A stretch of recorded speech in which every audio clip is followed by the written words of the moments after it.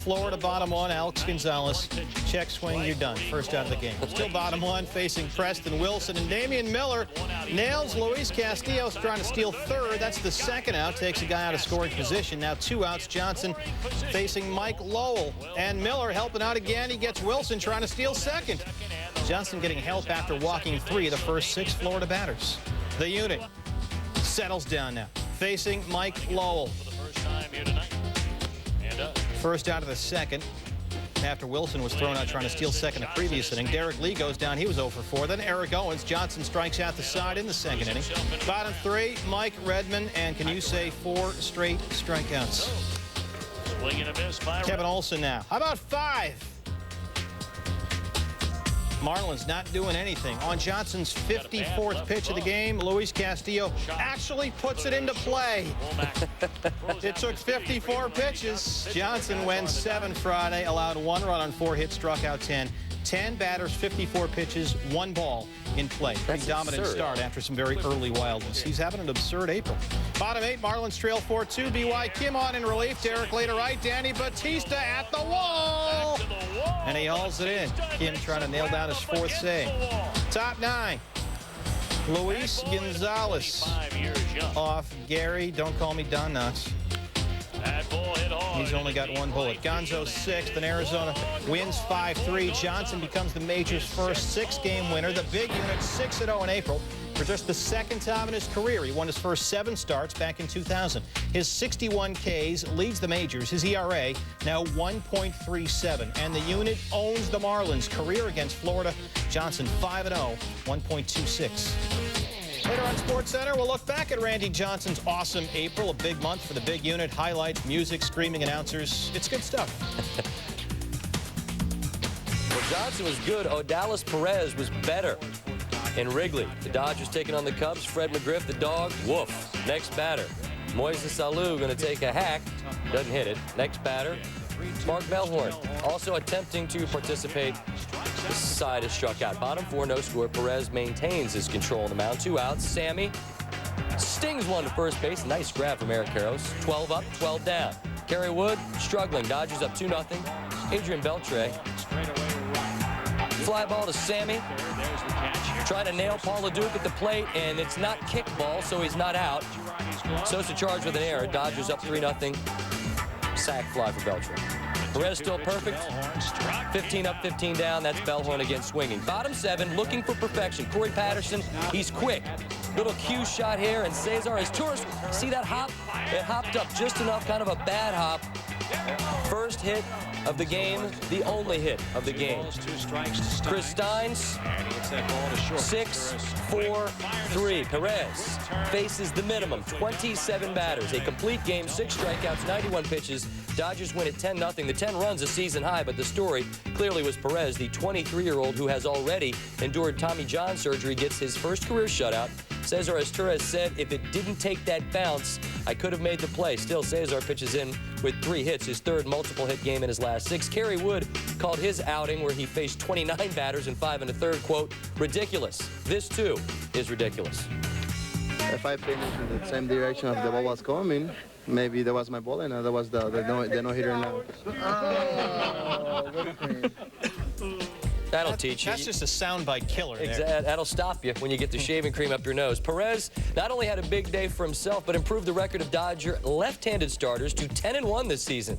Along with Perez, the other 2 Dodger lefties, Omar Dahl and Kazuhisa Ishii, have a stellar 2.09 ERA. The righties, Kevin Brown, Nomo, and Ashby, are just 4-6 this season.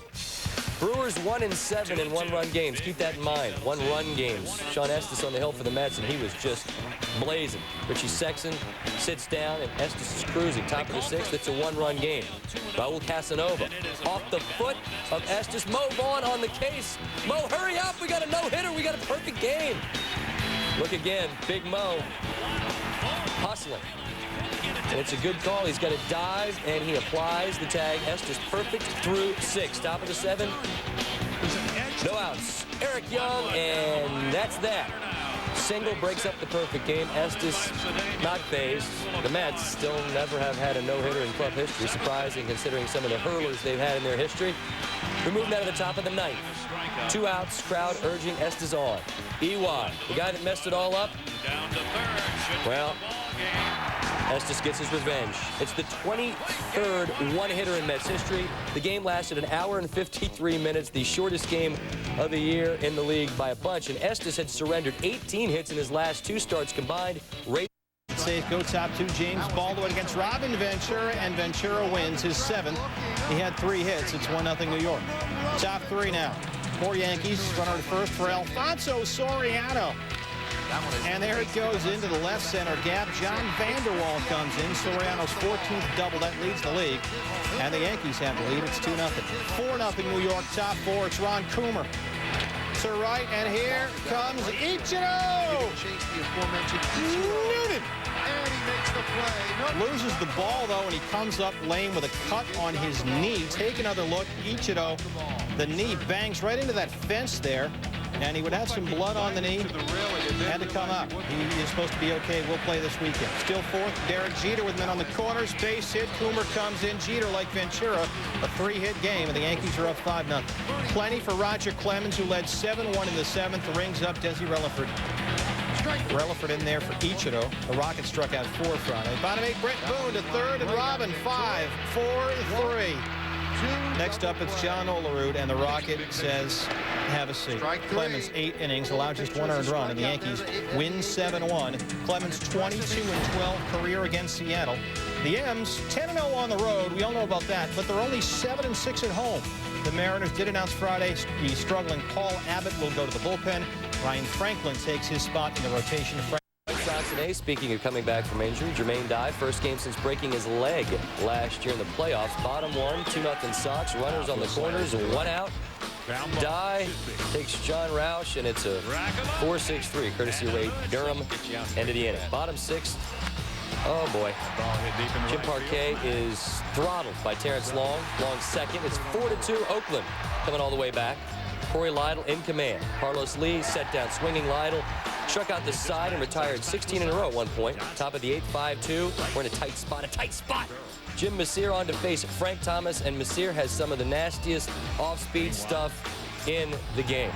Thomas doesn't look bad that often like that. He was 0 for 4 in the game. Next batter, Maglio Ordonez, and Mags.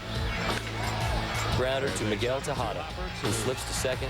End of the inning. The A's hang on and win this one 6-4. Corey Lytle wins the first game of his career in April. Miggy T, Miguel Tejada, a 9-game hitting streak.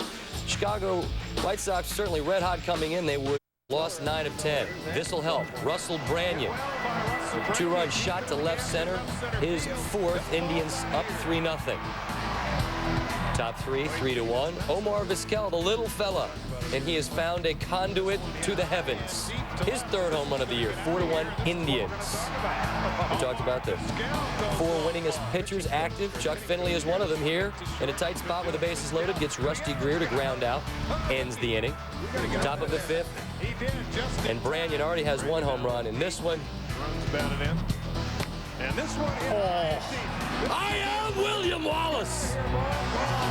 5-1 Indians. They go on to win it 7-4. Chuck Finley was 9-18 lifetime against Texas, but he picks up the victory. Cleveland wins for just the 2nd time in 11. Omar Vizquel, you saw the tater. He had a couple of doubles as well. Doug Davis won his first 2 starts for Texas against Oakland. Mike Hampton, who's 0-3 with an ERA just south of 9, said the players take the blame for Bell's dismissal. If you want to fire anybody, you should fire me, Hampton said. Clint Hurdle, happy to be on the job. Said he wasn't happy with the circumstances, but he was happy to watch John Thompson mowing down the Phillies. Jason Michaels, Scott Rowland, Travis Lee. Then Pat Burrell, Pat the Bat, looking. Bobby Abreu, no. Thompson, 7 1/3, 8 Ks. Abreu, goodbye. They're all striking out. Everybody who's there striking out. Then Scott Rowland actually gets a bat on the ball, and Juan Pierre charging. Larry Walker says, no, sir, I've got it, and I will hose Jason Michaels at the plate, and that is exactly what he does. We were out by a whole bunch.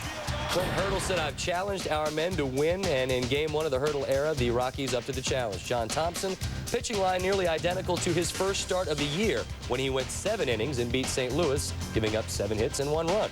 Philly has lost 5 in a row on the road. Terry Adams was 3-0 at Coors. He's now 0-3 this year.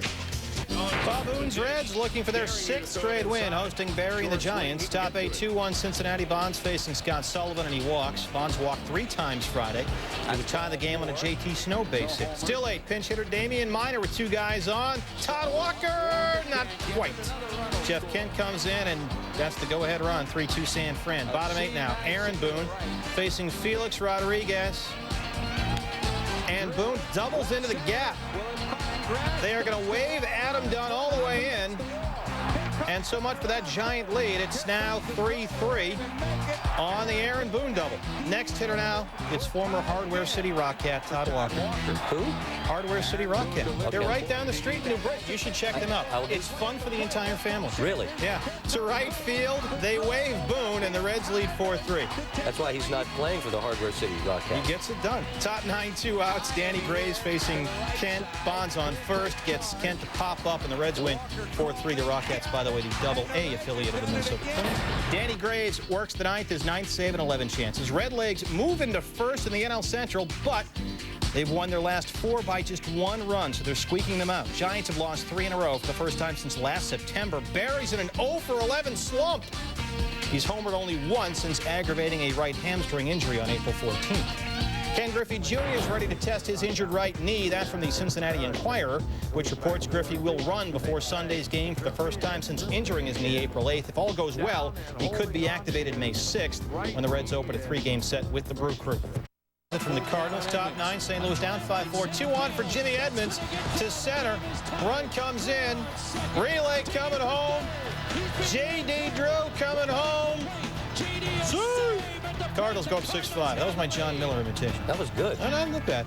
Bottom 9, 1 on for Peter Bergeron off of Izzy. It's up the middle. Look at pinch runner Henry Mateo. And this is where speed makes a difference in baseball. The hustle play going from first to third. Nice heads-up play.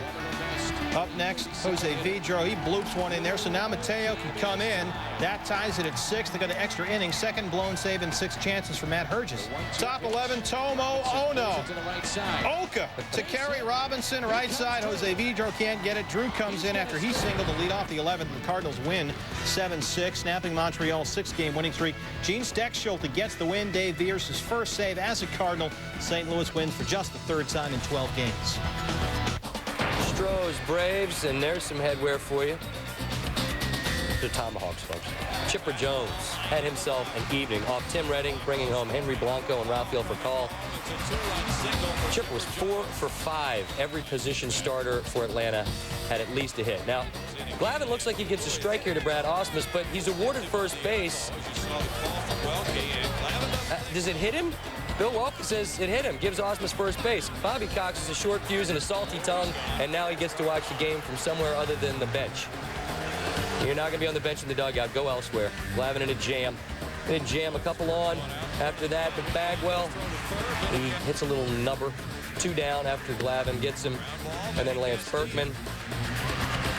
Well, Glavine forces Richard Hidalgo to ground out with the bases loaded. Now, mentioned the 4 winningest active pitchers: Clemens, Johnson, Finley, Glavine. They all win. Glavine 6-0 his last 7 starts at home. He's basically been Elliot Ness all year, untouchable. For the 3rd time in his last 5 starts, he doesn't give up an earned run. Odds in Pittsburgh, starting a 3-game set at PNC. Brett Tomko pitched to beauty, and he was pretty good at the plate, too, in the 3rd off Ron Vallone. Sean Burrows comes in. We're tied at 1. Tomko this year, 2 hits, both for RBIs. Later in the 3rd, 2-1 San Diego, Ryan Klesko. And this goes to right, and it appears to be a 3-run home run. But hold the phone. Let's take another look. Watch the arrow and tell me if this is fan interference. Umpire saying safe. Yeah, you can't really tell, though. Umpire said it hit the railing and bounced back on the field, so it's in play. Klesko not happy. He has to settle for a double, but he was 3 for 4. His hit streak up to a career-best 14. Next up, Bubba Trammell. He singles in Klesko, so the Padres get the run anyway, and none of it really mattered because they won 10-1. It's Brett Tomko's 3rd career complete game and his first since 1999 when he was with Cincinnati. Pirates have lost 3 of 4 after. One on for Bobby Higgins, and Higgy crosses up everybody with a bunt, and somehow he avoids the tag, and everybody is safe. Wasn't he out of the baseline? I thought so, but apparently liberties were extended. Next batter, Randall Simon. He bunts. The Twins are ready, but J.C. Romero isn't ready. Bases are loaded, but the Tigers come up with just 1, and so the game is tied at 2, bottom 10. Robert Fick facing Bob Wells.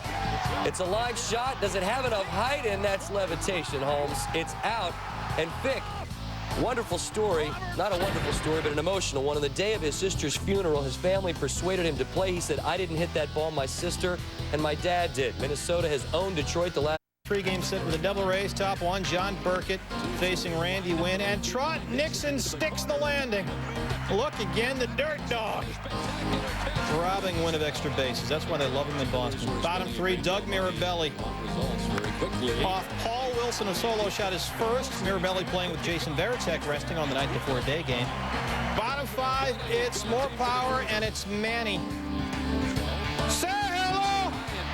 Do hello, Fra! Off the Coke bottles, over the Coke bottles. 2-run shot is 7th. Top 6, Burkett rings up Greg Vaughn. Burkett wins 6 scoreless innings, allowed only 3 hits, struck out 6. Looked great. Boston wins 4-2. Burkett opens 2-0 for the first time since a 7-0 start with the Giants in '93. He won 22 games that year. Oogie Urbina, his first 1-2-3 inning of the year. Whew. Oh, Boston has won 10 of 13. Baltimore Orioles scored 4 runs in the first inning, but then they were behind 5-4 in the 7th until Chris Singleton beats Corey Bailey to first, and Jerry Hairston scores, and we were tied at 5. Same score now, top 10. Tony Batista smokes the shot off Jason Grimsley. Singleton and Jeff Conine come in. A 5-run explosion in the 10th, and hey, Hoyt, look at Baltimore. The A's have won 5 of 7. The worst hitting team in the major leagues breaks out for 14 hits. The 3 and 4 hitters.